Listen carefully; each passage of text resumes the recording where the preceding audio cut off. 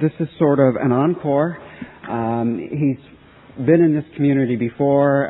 He moved to Sacramento, and he has been an Al-Anon speaker here before, and I know that several of those who have been in program for a period of time have heard him before.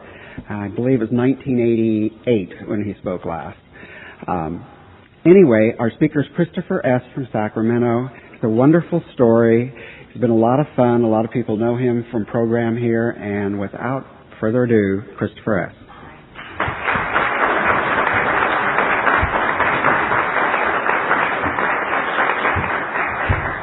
Thank you very much. I'm so pleased to be here this morning. It's such a great feeling to be able to come into a room where you already know so many of the faces. It's very comforting, and I'm grateful to the committee to ask me to be here today to share my experience, strength, and hope with you all.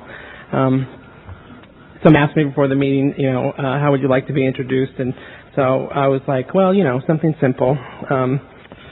Girl used to be in the San Jose Fellowship, makes her grand homecoming debut. Keep it simple. I'm so glad to have been a part of this fellowship at one time. It was instrumental in my recovery, and so many of you were a big part of that. So I'm going to share just a little bit of what happened, what it's like, or what it was like, what happened, and what it's like now. I was a little apprehensive after looking at your website because it's so fabulous. We don't have anything really that fabulous in Sacramento. And it just pointed out that I am coming to Silicon Valley. This is the high-tech capital of the world. And so I thought, well, they're so sophisticated there. How will I be able to share my experience, strength, and hope in a way that I can really connect with some of them? So I developed this fabulous PowerPoint presentation. But of course, if I brought my laptop and set it all up, that would have been a little bit over the top. So I decided if you will just suspend your imagination for a moment and indulge me, I would like to present to you what it was like, what happened, and what it's like now. In this first slide, you see the Capitol Dome. It's the state capitol. It's Sacramento. It's where I'm from. It's where I was born, where I was raised, and I'll probably die there. But really, many worse things could happen. In this next slide, you'll see my family. We've got all of 5 of us kids, and my mother is the one standing there with the beverage in her hand. Please do not make fun of my glasses or that I have my hand on my hip. This was a great concern to me later in life, and we'll get to that later. But as you can see, we all sort of look happy, and that was the face that we wanted really to present to the public. We weren't always successful, but we tried. In this next picture, we'll fast forward to high school because I only have 30 minutes. So that's me in high school, and I have to admit, I did take license with Photoshop in this one and put that cheerleading outfit on myself. But it's really how I always wanted to look in high school. I was a mess. I was the oldest of 5 kids in an alcoholic home, and so I often had this overdeveloped sense of responsibility. My mother was a single parent. You'll notice that my dad wasn't in that picture, and that's because he left when I was at an early age. And so my mother started drinking, and she would not come home sometimes until very late. And then as her drinking progressed, sometimes she didn't come home at all. And so I really was sort of in charge, and this actually developed into a very symbiotic relationship that I had with my mother. She was the main alcoholic in my life that brought me to the doors of Al-Anon, but I have to tell you, since I've gotten here, I've gotten many other alcoholics in my life. And thank God for the 12 steps that have allowed me to coexist and live with other alcoholics in my life, because some of them are in recovery, but some of them are not. And it's really okay. I'm allowed to coexist with alcoholics regardless of their drinking status. So just before I graduated from high school, we moved to this house here in Citrus Heights. Yes, those are pit bulls in the front yard. My mother got into a relationship with a man who she became engaged to, and he didn't like us. And so we moved out. I mean, not my mom, just us. So 5 kids, we lived down the street in a different house. And And so when I started thinking about this, when I got into recovery, it's like, why did I always feel like I was in charge and taking care of people? It's because I was. And it was very difficult and very challenging to be sort of in high school and being the head of the household. And I can't say that there weren't any adults in the house because my sister was like 15 and her 24-year-old boyfriend moved in with us. So, but this just speaks to the level of insanity that really had started to take hold of my family. My mother's drinking, as it progressed, things just became more insane. I became more insane. And so I was determined to sort of take charge of my life and bring it all back. I should take a look at my watch. Make sure I don't go over. Okay, so this next picture, me in my cap and gown. Graduation, high school.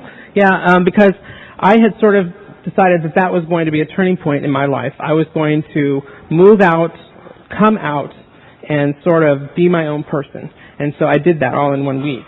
I got a job at the College High. That was a retail clothing store in the mall. And I had no sense of color or fashion, but I decided I needed a career.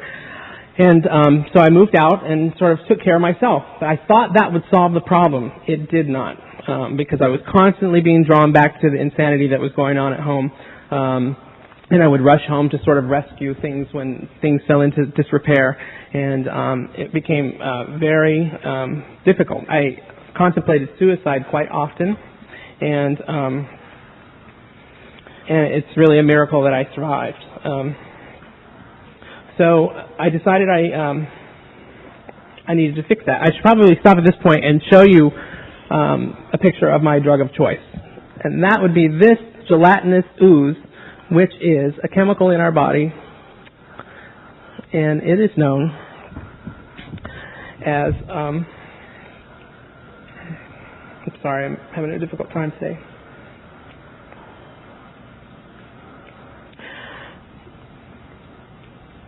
I wanted to be more than I was when I was growing up. And so I sort of had an addictive behavior from the very start. And it's hard sometimes to look back on my family, but I want to stop and I want to say I'm not a victim. I've never been a victim. And I've let go of a lot of those feelings. Because when I first came to Al-Anon, I felt very done on. I don't feel that way today. The steps have freed me from that feeling. And so I'm able to sort of move in and out of different groups today, at work, at play, in my family, in my relationship with my partner. And all that really is a gift of the program. But this gelatinous ooze is adrenaline, and that's my drug of choice. And I was drawn to it. And alcoholics are a great source of adrenaline, if you didn't know that already. And so I would sort of be drawn to alcoholics because they provided the insanity that I had been used to growing up. So here is the Rec Room. That is the first gay bar that I went to. And in that bar, it's sort of dilapidated and falling down, but that's okay because the outsides look like my insides felt. I found my first external solution to my internal problem. And he was sitting on his bar stool, and his name was John. And he was the first of many alcoholics that I would encounter and that would sort of fix me for the moment. And it didn't work. So I found another. And that one didn't work. So I found another. And this was a pattern that I repeated many times over. And I decided that there was a problem, a very serious problem that needed to be addressed. And the problem was, that's right, the Capitol Dome again. Sacramento was the problem. I needed to leave. So I joined the Navy. That's me in my little outfit. And because it seemed like a solution at the time. It would get me out of town. I would find a new life. I would do new things. I would go to fabulous places, join the Navy, see the world, and, be all I could be, all that stuff that we hear. And so I went and started off in fabulous locations like, that's Disney World, because I was in Orlando, Florida, and I was in boot camp there. In the next slide, you will see me with my company in boot camp. That's me standing there with the L flag. I was a flag bearer. They called us the fag bearers because me and these 3 other girls who were in the company, we all marched in the front of the company with the flags. In the Navy, when you passed an inspection, they awarded your company with a flag. So I carried the L flag because we had passed the locker inspection. So in secret, they called me Laverne because I had the L. And then the physical fitness inspection was carried by Penelope, and then, of course, the M flag for our military bearing award was carried by Mary. And so we all marched in the front of the company, and I got to be the cheerleader I always wanted to be in the Navy. And so I eventually moved on to other fabulous locales. The swamp would be Mississippi, and then this skyline is the Motor City, Detroit. So as you can see, I went to fabulous places in the Navy. Detroit's very profound for me, though, because it's eventually where I got recovery. So let me tell you how I got here to the program of Al-Anon. So I'm 2,400 miles away in Detroit thinking, okay, my family's business no longer affects me. I'm free. I am no longer bound by that responsibility that I had when I was growing up. But I would get these phone calls, and of course they were just erratic phone calls. Sometimes my mother would be drunk. Sometimes my family would be screaming. And I was a bundle of nerves. I was a wreck. And so I would consistently be drawn to that drama, and I was really grateful that my first sponsor, here he is, in his little Navy outfit, he was in the Navy too, Dale was my first sponsor, and he 12-stepped me in this program of Al-Anon. So I went to my first meeting, and it was wonderful. It was wonderful and it was awful at the same time. First of all, there's many things I did not understand. You all spoke a different language, which I did not understand. The other thing was there was laughter going on. I didn't comprehend that because, you know, alcoholism is a serious business. Drunk is not funny, and I didn't understand how we're supposed to get them sober if we're spending our time sitting here laughing. But the other thing was that there seemed to be a peace and a calm that I did not know anything about, and I desperately wanted to know what that was about. So I stuck around, and thank God I stuck around. That was actually in October of 1984. I had my first slip in November of 1984. And so I know there's probably alcoholics in the room going, how do they do that? Well, I'll tell you. My mother called, and she had actually hit a bottom, and she was in bed, and she would not get out of bed. She was incapacitated and was convinced that she was dying physically and spiritually, and so she just decided she would never get out of bed ever again. And so, of course, my brothers and sisters called me, and they urged me to come home. And eventually the Red Cross called me and said, you have a family emergency, you need to go home. And so I went home, and when I came in to see my mother, she was in fact in bed and had been for some time. And I thought, this is great. I'm in Al-Anon now. Certainly I can just convey to her what these 12 steps are. She's going to go to AA, get her life together. It'll be fabulous. I mean, I had it all scripted, but she didn't get her copy. So that wasn't the reaction that I got, and so I started to revert to what I knew, which was to pull out all the manipulating tools that I had, which was, you know, the guilt. The children really need you to get out of bed. You really need to get out of that bed. You know, I reverted to threats. You better get out of the bed or else. You better get out of that bed or else. And my favorite, which is the passive-aggressive sort of, I'm not going to speak to you unless you get out of that bed. You know, since then, of course, I've learned all about being passive-aggressive. My sponsor talked to me and said, well, Christopher, if you're actively giving someone the silent treatment, how passive-aggressive is that? So I really watch out. That's one of my signals that I'm reverting to what I used to do, and I don't want to do that anymore. Thank God for the course of the steps. I've been free. Let's talk about the steps before I have no time left. Okay, here they are, all 12 of them. I saw them when I came here, and I said, oh, no. I will do that one there. I don't need that one there. Don't have any amends to make. And so this sort of pick and choose approach did not work. It did not work for me. I found myself in trouble every time I tried to take that approach. And so eventually I learned about what it takes to be a recovering member in the program of Al-Anon. And one major element that it takes is willingness and an open mind. And then there, of course, there are many of the other suggestions that we hear, like get a sponsor and go to meetings and all those things. And through that, I was able to dispel some of the myths of Al-Anon. So I'd like to just point out a couple of the myths today. One of them is, we talked about it last night when I was visiting Patty and Sue, is this is not meant to embarrass you. This is so we can get to know you better. Actually, there is a certain level of embarrassment that comes in by having to raise your hand. It's just part of the package. There's no way around it. But what happens is it's a humbling experience, one of many that is yet to come. And what we find is through these humbling experiences, we hopefully gain humility. And this is a very, very important element to any long-term recovery, regardless of what program you're speaking of. Because without humility, I believe I can do it myself. And when I start down that path, I'm in trouble, which we'll talk about in a second, because I did get in trouble with that sort of mentality. The second myth I want to dispel is that Al-Anon is a selfish program. Okay, Al-Anon is not a selfish program. I mean, I sort of bought into it for a little while, but then I thought, well, I've got all this great advice. I'm giving it out freely. You know, how selfish is that? You know, and I gave you advice, you know, and I gave you great advice, you know, and talked about you at length, you know.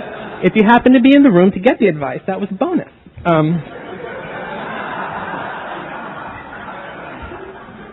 Al-Anons, when gathered together as a group, spend their time talking about alcoholics. A huge myth. Huge.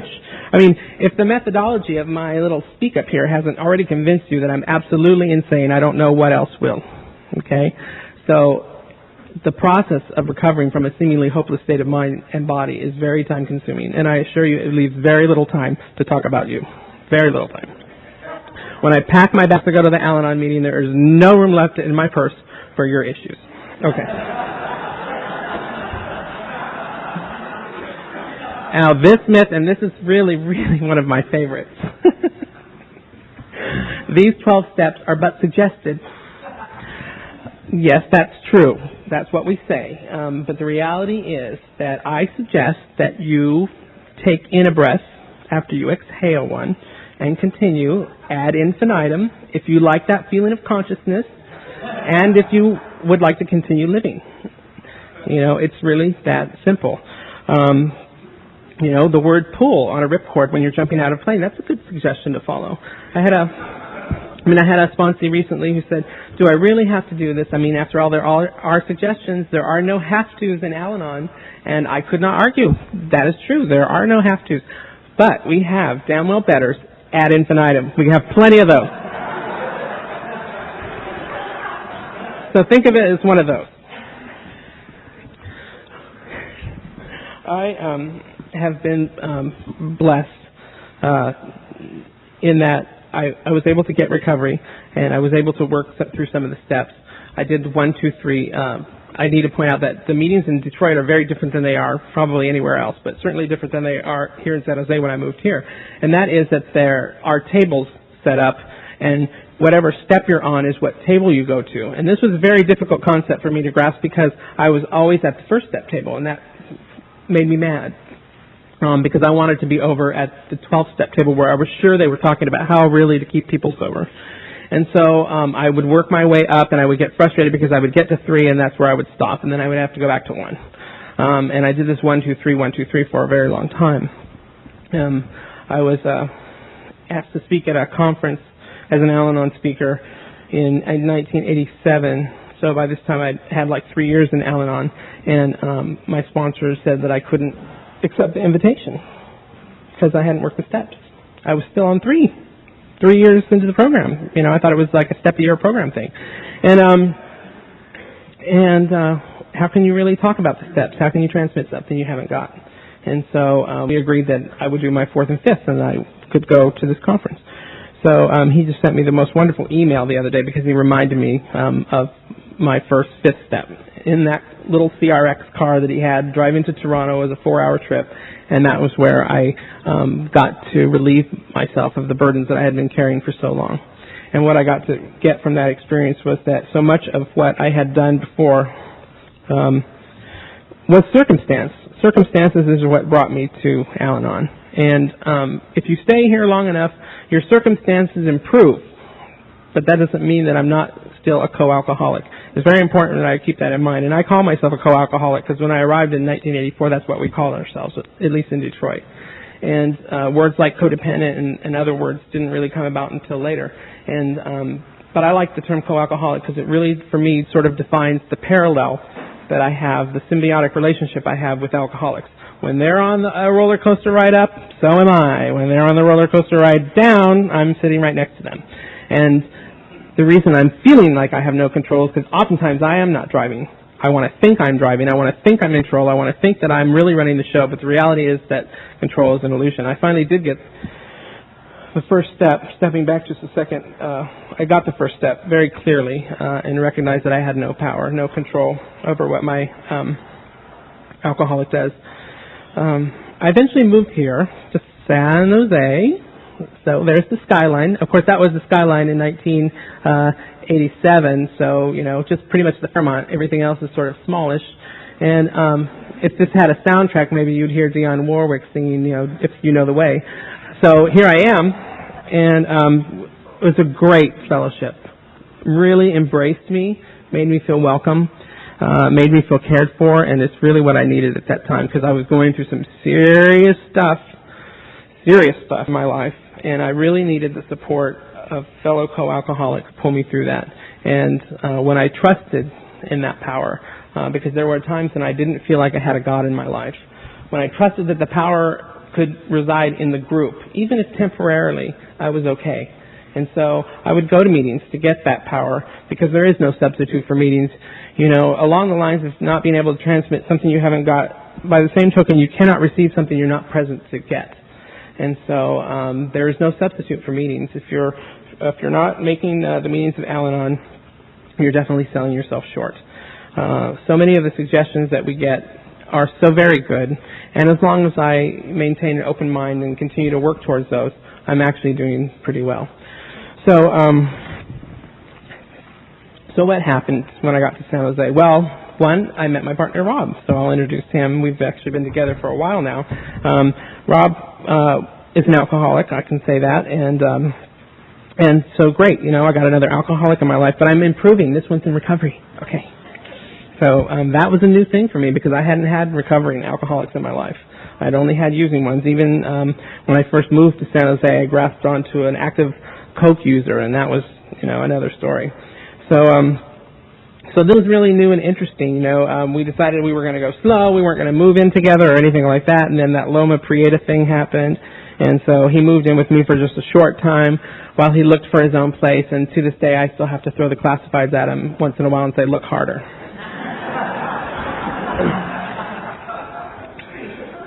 But it takes what it takes. And if it's meant to be, it's meant to be. And so I have let go a lot of trying to decide what's best. So, you know, moving through the steps, you know, I already talked about my fourth and fifth, and the sixth step talks about being entirely ready to have God remove these defects of character. It's important for me to be entirely ready at all times, not pick and choose which defects I want Him to remove, because I do that too. And that, of course, contradicts step 7, which talks about humbly asking Him to remove these shortcomings. If I'm just saying, no, this is what you need to take, but don't take this one because I really like that one, well, that's not humbly. And then the 8th step, we talk about making a list of amends. And I need to tell you that by the time I got to the 8th step, my sponsor had moved. Dale, my sponsor, had moved to San Diego. So I decided I would just do this by myself. You know, I didn't need a sponsor right away anyways. And so I set about to do my 8th and 9th step. And what I sort of read was that I needed to make a list of all the people who had harmed me, and I needed to become willing to give them all.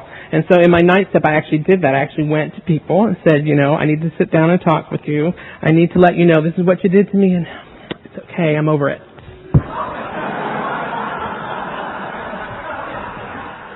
People did not accept that as graciously as I expected they would. And if you want to talk about humility, let's talk about going back and making your amends for the way you made your amends.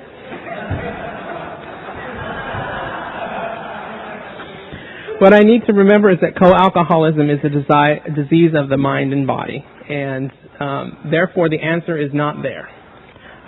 Walking through the steps without the sponsor is akin to walking through a bad neighborhood. You do not do it unchaperoned, and my mind is certainly a bad neighborhood. So I try and remember that and keep connected to other co-alcoholics. And I did use the word disease. That's always raises eyebrows sometimes because I don't know that people grasp the seriousness of co-alcoholism and how debilitating it is. And you have a hard time with the medical sort of connotation that's attached to the word disease. Think of it as dis-ease.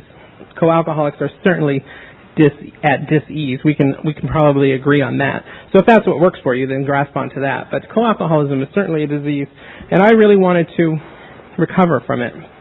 So I did what I was told in the rooms here, and I'm blessed today.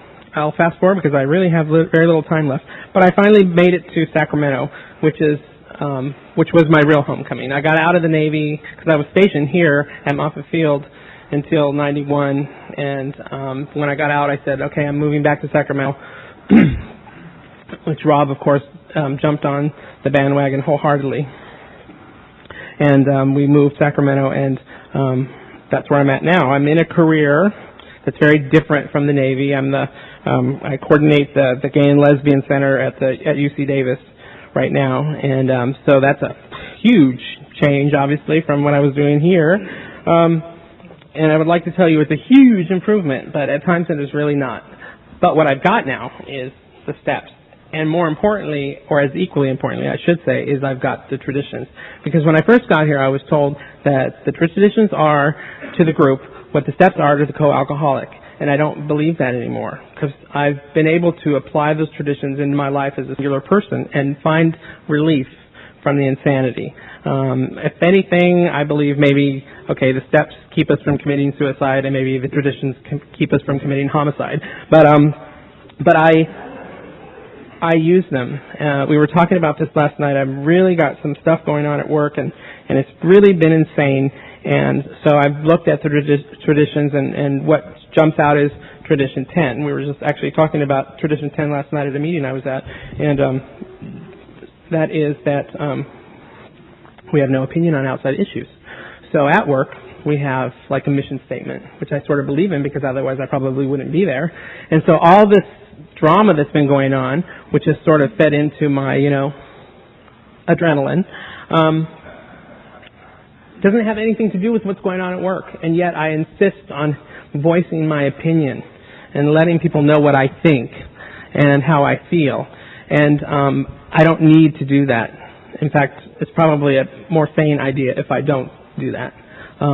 Because people not always come over to my way of thinking, and that's what makes me crazy, because I want people to change. I want them to invest their thoughts and actions into what I would have them do.